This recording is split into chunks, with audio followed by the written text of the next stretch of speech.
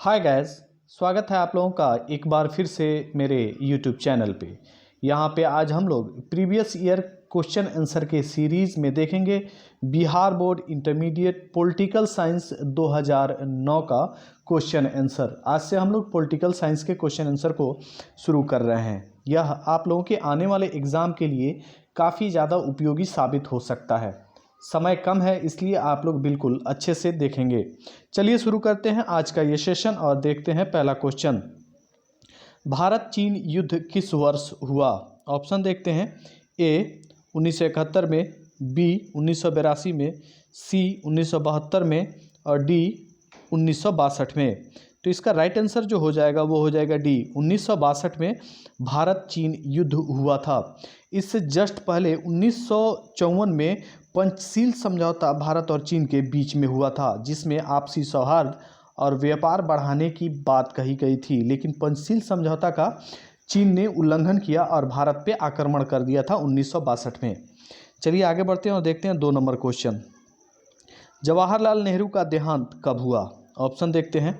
अ 27 मई 1964, ब 30 मई 1964, स 27 मई 1960 और द 28 मई 1968। तो इसका राइट आंसर हो जाएगा अ 27 मई 1964 को जवाहरलाल नेहरू का देहांत हो गया था, जब वो प्रधानमंत्री के पदभार को ग्रहण किए हुए थे।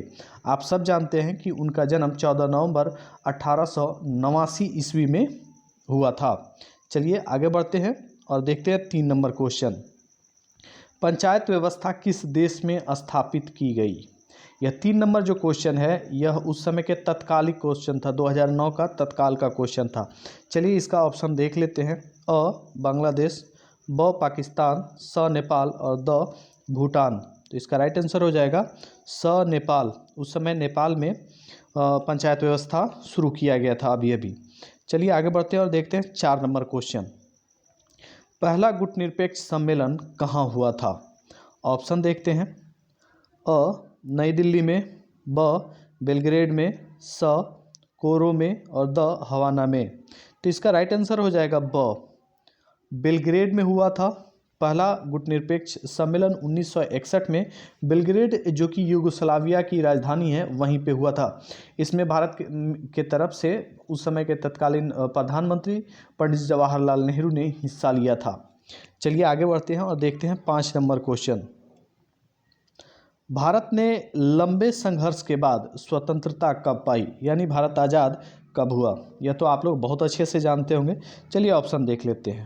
अ 15 अगस्त 1947 में, ब 26 जनवरी 1950 में, स 15 अगस्त 1948 में, द 26 जनवरी 1951 में। इसका राइट आंसर आप सब जानते होंगे कि 15 अगस्त 1947 को भारत अंग्रेज़ों से आज़ाद हुआ था। चलिए आगे बढ़ते हैं और देखते हैं 6 नंबर क्वेश्चन। सोवियत संघ का विघटन कब हुआ? ऑप्शन देखते हैं।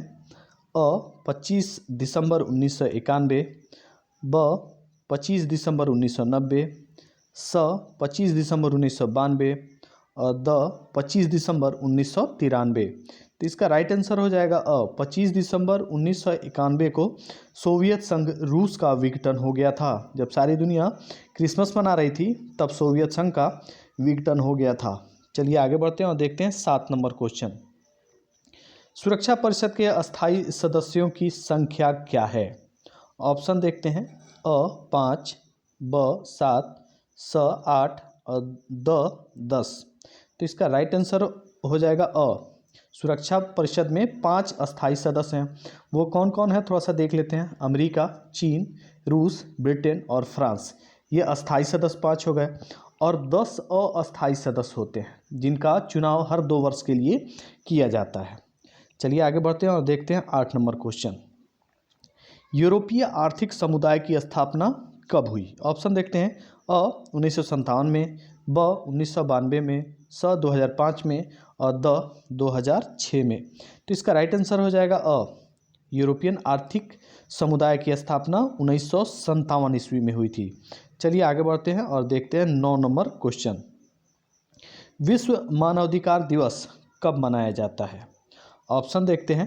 अ 26 जनवरी को, ब 15 अगस्त को, स 1 मई को, 10 दिसंबर को। तो इसका राइट आंसर हो जाएगा 10 दिसंबर को विश्व मानवाधिकार दिवस मनाया जाता है। चलिए आगे बढ़ते हैं और देखते हैं 10 नंबर क्वेश्चन। दक्षिण एशिया में सबसे बड़ा देश कौन सा है? दक्षिण एशिया में सबसे बड़ा देश कौन सा है? ऑप्शन देखते हैं। अ भारत, ब पाकिस्तान, स श्रीलंका और द बांग्लादेश। तो आप सब जानते होंगे कि दक्षिण एशिया का सबसे बड़ा जो देश है वो है भारत। चलिए आगे बढ़ते हैं और देखते हैं 11 नंबर क्वेश्चन। जनता पार्टी की सरकार कब बनी थी? ऑप्शन देखते हैं।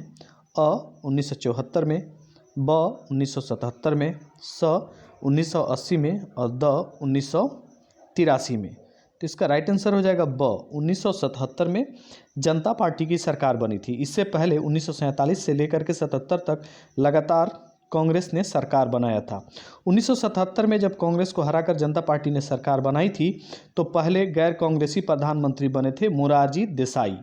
उसके बाद 1 साल के लिए चौधरी चरण सिंह भी प्रधानमंत्री बने थे और 1980 में जो चुनाव हुआ था उसमें इंदिरा गांधी पुनः बहुमत में आ गई थी।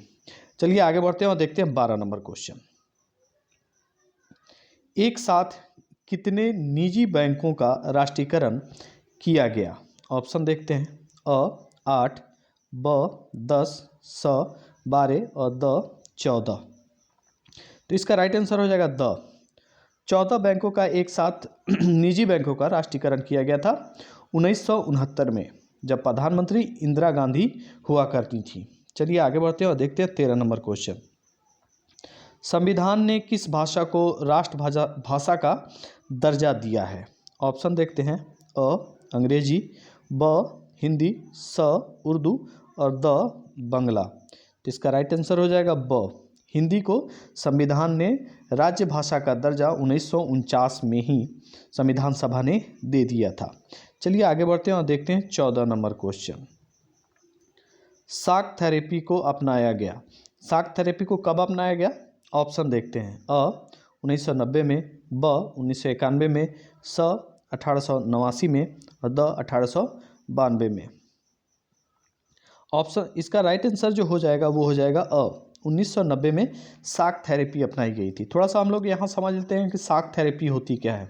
शॉक थेरेपी वो विधि है जिसमें पहले किसी को नुकसान पहुँचाओ और फिर उसमें भरपाई कर दो। ये हुआ था साम्यवादी देशों के लिए।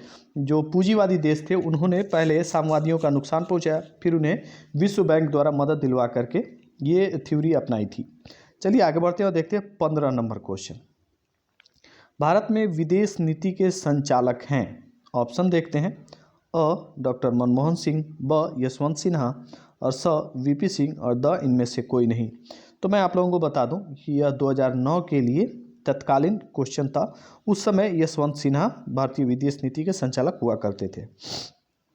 आगे बढ़ते हैं और देखते हैं 16 नंबर क्वेश्चन। स्वतंत्र भारत के प्रथम गवर्नर जनरल कौन थे? ऑप्शन देखते हैं। अ लॉर्ड माउंटबेटन, ब राजगोपालाचारी, स कामराज और ड डॉक्टर राजेंद्र प्रसाद। तो आप सब जानते हैं कि स्वतंत्र भारत के पहले गवर्नर जनरल लॉर्ड माउंटबेटन थे। उसके बाद दूसरे जो गवर्नर जनरल बने और अंतिम गवर्नर जनरल सी राजगोपालाचारी थे। ये भी क्वेश्चन कभी कभी आ जाता है, इसलिए आप लोग इसको अच्छे से याद रखेंगे। चलिए आगे बढ़ते हैं और देखते हैं 17 नंबर क्वेश्चन। संविधान सभा के अध्यक्ष थे कौन? ऑप्शन देखते हैं। अ बी आर अम्बेडकर, ब सरदार पटेल, स राजेंद्र प्रसाद और द के एम मुंशी। तो इसका राइट आंसर हो जाएगा स डॉक्टर राजेंद्र प्रसाद संविधान सभा के अध्यक्ष थे। वहीं अस्थायी अध्यक्ष डॉक्टर सच्चिदानंद सिन्हा थे जो एक दिन के लिए अध्यक्ष बने हुए थे। चलिए आगे बढ़ते हैं और देखते हैं 18 नंबर क्वेश्चन। भारत के प्रथम राष्ट्रपति कौन थे? यह क्वेश्चन आप सब जानते होंगे। ऑप्शन देखते हैं। अ राजेंद्र प्रसाद, ब सरदार पटेल, स राजगोपालाचारी और द राधाकृष्णन। तो इसका राइट आंसर हो जाएगा अ डॉक्टर राजेंद्र प्रसाद भारत के प्रथम राष्ट्रपति बने थे जो बिहार के जीरादेई से बिलोंग करते थे। ये क्वेश्चन भी आ जाता है कभी कभी। चलिए आगे बढ़ते हैं और देखते हैं 19 नंबर क्वेश्चन। भारतीय विदेश नीति का आधार स्तंभ क्या है?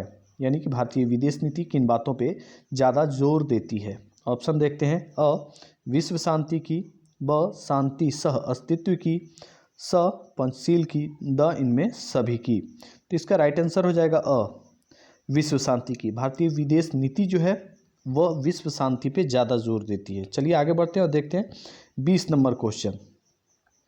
भारत में चुनाव आयोग का गठन कब हुआ? ऑप्शन देखते हैं। अ जनवरी 1950, ब फरवरी 1950, स जून 1950 और द अगस्त 1950। तो इसका राइट आंसर हो जाएगा अ जनवरी 1950 में भारतीय चुनाव आयोग का गठन हुआ था, 25 जनवरी 1950 को। इसके पहले मुख्य निर्वाचन आयुक्त थे सुकुमार सेन। आगे बढ़ते हैं और देखते हैं 21 नंबर क्वेश्चन। किस राजनीतिक दल ने 1975 में आपातकालीन घोषणा का स्वागत किया था? यानी भारत में जब पहली बार आपातकाल लगा था 1975 में, तो उस आपातकाल का वेलकम किया गया किस पार्टी की तरफ से? ऑप्शन देखते हैं। ए जनसंघ, ब अकाली दल, स डीएमके और द सीपीआई। तो इसका राइट आंसर हो जाएगा द सीपीआई ने उसका वेलकम किया था, यानी कि स्वागत किया था आपातकाल का। सीपीआई का फुल फॉर्म होता है कम्युनिस्ट पार्टी ऑफ इंडिया। चलिए आगे बढ़ते हैं और देखते हैं 22 नंबर क्वेश्चन। भारतीय योजना आयोग के अध्यक्ष होते हैं कौन? ऑप्शन देखते हैं। अ विदेश मंत्री, ब प्रधानमंत्री, स रिजर्व बैंक के गवर्नर और द वित्त आयोग के अध्यक्ष। तो इसका राइट आंसर हो जाएगा ब प्रधानमंत्री। भारतीय योजना आयोग के अध्यक्ष प्रधानमंत्री होते थे, क्योंकि 1950 में इसको शुरू किया गया और वहीं 2014 अगस्त 2014 में योजना आयोग को ख़त्म कर दिया गया था। चलिए आगे बढ़ते हैं और देखते हैं 23 नंबर क्वेश्चन। सीटीबीटी का फुल फॉर्म क्या होता है? क्या है कि सीटीबीटी का फुल फॉर्म क्या होता है? तो इसका आंसर हो जाएगा comprehensive nuclear test ban treaty. चलिए आगे बढ़ते हैं और देखते हैं 24 नंबर क्वेश्चन। निम्नलिखित का पूर्ण रूप लिखिए, और यहाँ पे लिखा हुआ है आसियान। आसियान का फुल फॉर्म क्या होता है? आप लोग सुने। Association of south east Asian nation. क्या होता है? एक बार फिर से सुन लें। Association of south east Asian nation. चलिए आगे बढ़ते हैं और देखते हैं 25 नंबर क्वेश्चन। यूनेस्को का फुल फॉर्म क्या होता है, यानी पूर्ण रूप क्या होता है?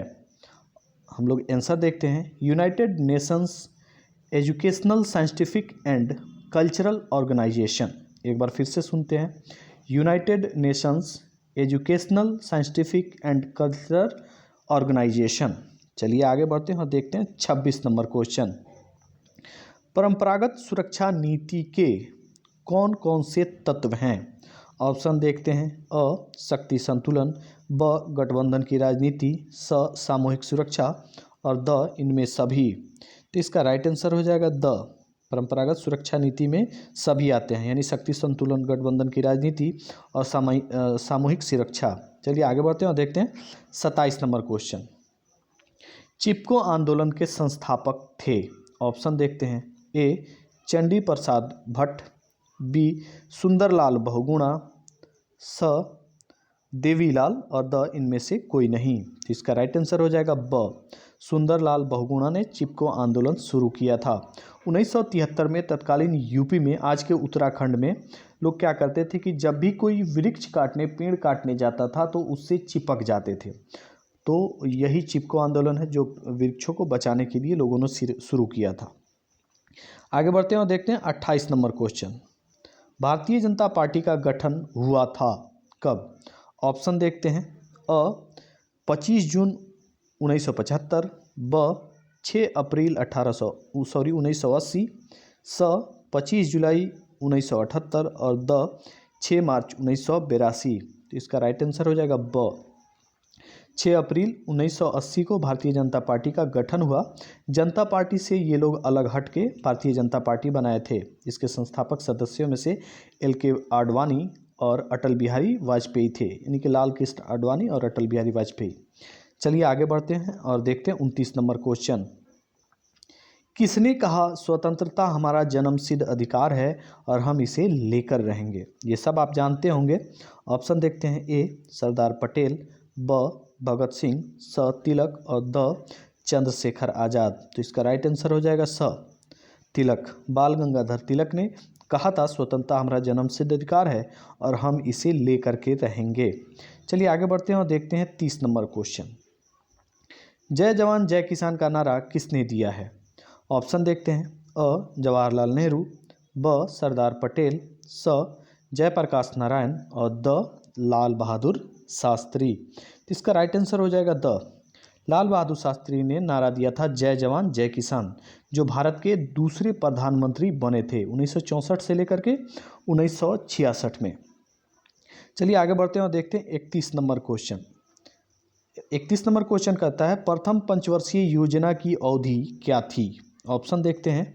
अ 1951 से 56 तक, ब 1952 से 57 तक, स 1947 से 52 तक और द 1955 से 60 तक। तो इसका राइट आंसर हो जाएगा अ 1951 से लेकर के 1956 तक प्रथम पंचवर्षीय योजना चली थी, जिसमें कृषि पर विशेष जोर दिया गया था। कृषि में खास करके गेहूं उत्पादन पर विशेष जोर दिया गया था। यह हैरोल्ड डॉमर मॉडल पर आधारित थी। प्रथम पंचवर्षीय योजना किस मॉडल पे है? ये क्वेश्चन कभी कभी आ जाता है, तो हैरोल्ड डॉमर मॉडल पे। चलिए आगे बढ़ते हैं और देखते हैं 32 नंबर क्वेश्चन। शिवसेना किस प्रांत में सक्रिय है? ऑप्शन देखते हैं। अ महाराष्ट्र में, ब गुजरात में, स पंजाब में और द हरियाणा में। तो इसका राइट आंसर हो जाएगा अ महाराष्ट्र में शिवसेना अभी भी सक्रिय है, क्योंकि वहाँ पे शिवसेना की ही अभी सरकार उद्धव ठाकरे चला रहे हैं। वही शिवसेना का गठन उनके पिता बाल ठाकरे ने किया था। चलिए आगे बढ़ते हैं और देखते हैं 33 नंबर क्वेश्चन। शीत युद्ध का अंत कब हुआ? ऑप्शन देखते हैं। अ 1991 में, ब 1891 में, स 2001 में और द 2002 में। तो इसका राइट आंसर हो जाएगा अ 1991 में। शीत युद्ध का अंत 1991 में सोवियत संघ रूस के विघटन के साथ हो गया था। अब शीत युद्ध क्या है ये थोड़ा सा समझ जाते हैं। द्वितीय विश्व युद्ध के बाद विश्व जो था वो दो धड़ों में बट गया था, एक तरफ अमेरिका, दूसरी तरफ रूस। तो एक ऐसी स्थिति उत्पन्न कर देना जिसमें युद्ध न हो रहा हो लेकिन युद्ध जैसी हालात हो, यानी कि जुबानी जंग को हम लोग शीत युद्ध कहते हैं, जो कि सोवियत संघ के विघटन के बाद खत्म हो गया था। आगे बढ़ते हैं और देखते हैं 34 नंबर क्वेश्चन। गोलकनाथ मुकदमा कब आया?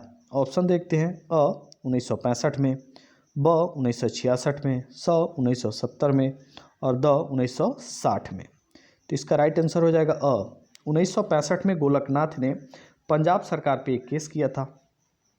उसके बाद 1967 में सुप्रीम कोर्ट का जजमेंट आता है, उसमें कहा जाता है कि सरकार जो है वो मौलिक अधिकारों के साथ छेड़छाड़ नहीं कर सकती है, यानी संसद जो है मूल संविधान से कोई छेड़छाड़ नहीं कर सकती है। आगे बढ़ते हैं और देखते हैं 35 नंबर क्वेश्चन। सूचना का अधिकार किस वर्ष लागू हुआ था? ऑप्शन देखते हैं। अ 2004 में, ब 2005 में, स 2006 में और द 2007 में। तो इसका राइट आंसर हो जाएगा ब 2005 में। अक्टूबर 2005 में सूचना का अधिकार लागू हुआ था। यह भ्रष्टाचार को रोकने के लिए एक उठाया गया कदम था। चलिए आगे बढ़ते हैं और देखते हैं 36 नंबर क्वेश्चन। हमारी नियोजन व्यवस्था किस विचारधारा पर आधारित है, यानी भारत की नियोजन व्यवस्था?